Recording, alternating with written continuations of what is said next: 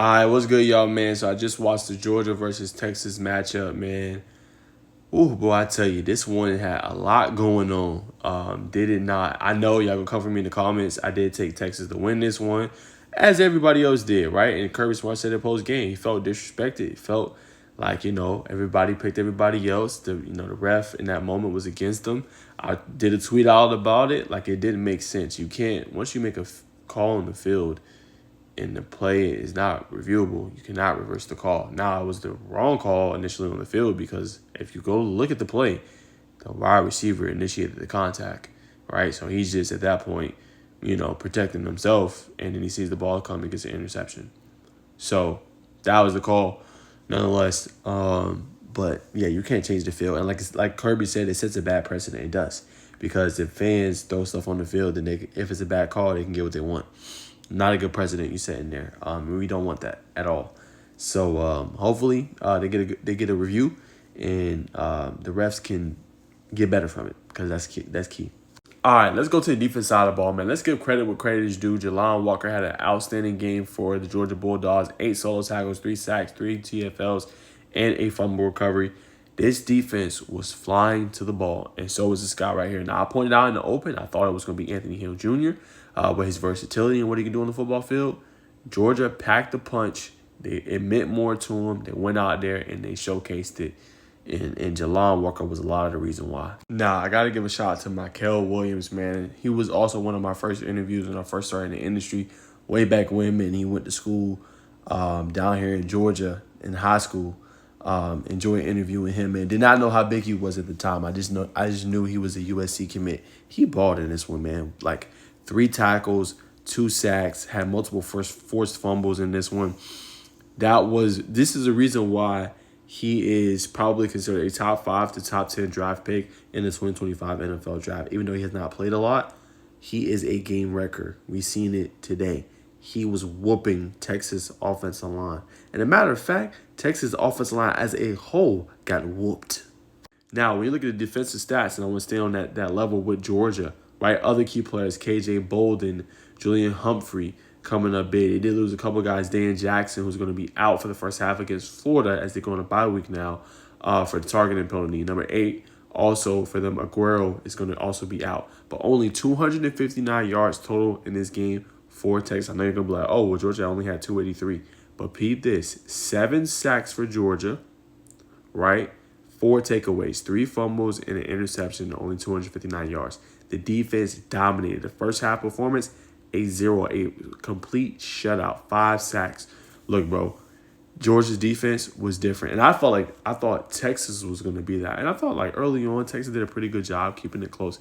But when you had those turnovers and interceptions and fumbles and things like that, and you allow Georgia to operate within your own red zone, when a team has more plays running your red zone than they have to plays total, that says a lot. That's what happened in the first half. 23-0 at the half. That was huge for Georgia.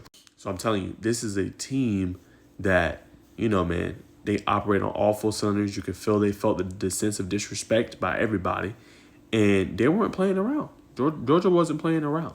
Now, granted, like I said, we talked about the conference call earlier. I'm not going to talk about it again, but Georgia had this game in control. But shout out to Texas for coming back in the second half and making this somewhat of a game, right? They could have quilted. They could have let them run it up even more in the second half, but they did a really good job of that getting going. And I like how Steve Sarkisian went back to Quinn Ewers, even though he struggled a lot in the first half. Went with Arch, tried to give a little bit of spark, but stayed with Ewers. And obviously he delivered. He answered the bell in the second half. He played a lot better than what he did. The only problem is he has limitations, right? He cannot throw off the run. He's not a very athletic or agile quarterback. He's a pocket passer. And it's not like that anymore. You have to be somewhat of a dual threat. But he did answer the bell. The problem for Texas, you're 2 for 14 on 3rd down. That is not good. That is not going to get it done. And your offensive line, as I said before, they got whooped. Now, I'm going to be honest with y'all. I was impressed with Trevor Etienne. He had a big game. 3 touchdowns in this one, 87 yards rushing, as y'all can see right here. I thought he played well. Nate Frazier gave him a couple spells. Didn't have the best, 4 carries, 10 yards. He's young. He'll be just fine. But I thought for the most part they did well. I thought the receivers did a good job getting open, right? Look at the ball distribution. As you guys can see here, Oscar Delp had that big play, 22.5 yards. average 43-yard catch he had in the game. Dominic Lovett, Arian Smith, Trevor Etienne, Lawson Lucky. Everybody getting a little bit of everything in that. The issue is I don't believe in Carson Beck. At one point, he was considered the #1 overall pick potentially in the 2025 NFL draft. I've seen him in a lot of big games, and he struggles like bad, like really bad. And that's not to say he can't win the big game, but he struggles a lot. Struggles more than he does well. Now, when I say big games, guys, I'm not talking about beating Mississippi State when you're expected to win, right? I'm talking about these games when you play in the Bamas, right? Regardless of what y'all say, I know they lost. Yeah, I know they got their second loss. First time, having that in November since 2007. But he struggled in that one too, right?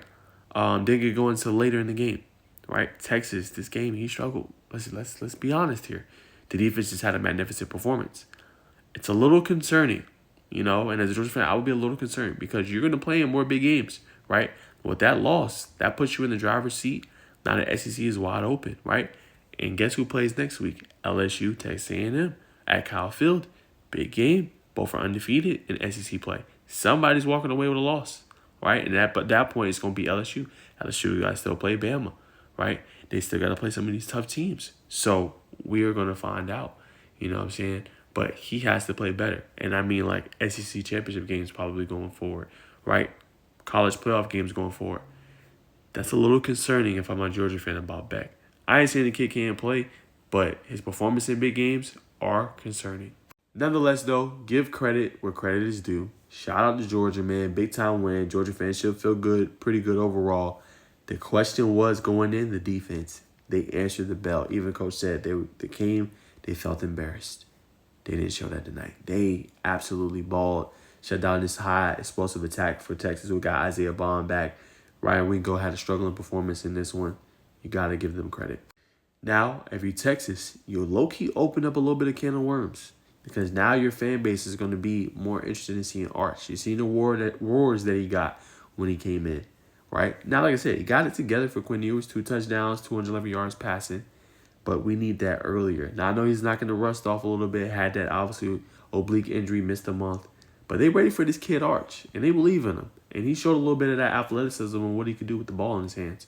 You know what I'm saying? So would I say I was impressed with him? No, I wouldn't say I was super impressed, but he did make some plays tonight. It makes you think a little bit. Why is it in the running game? It has to be better, man. Only 29 yards rushing. They also had Quinn Ewers, like, the negative 34 yards. The running game has to be better. You got to have a little bit of balance. And I thought Gunnar Helm had a surprisingly quiet game. The best receiver, Matthew Golden in this one. Not saying he's not good. He had 77 yards receiving. But Ryan Wingo, Isaiah Bond, Gunnar Helm, those guys got to get involved if you're Texas, right? And you got to have faster starts. You cannot turn over the football. And a surprisingly good offensive line, they got manhandled today. So it's going to be a lot of soul searching, looking in the mirror.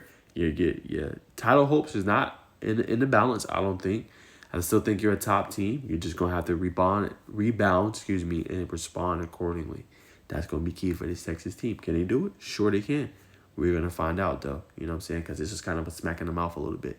Now, if you're Georgia, this is a resume-building win for you, right? When College Football Committee go back and look, you beat Texas and, for the most part, handled them on the road in a hostile environment against the #1 team with bottles and different things that they feel thrown at you, right?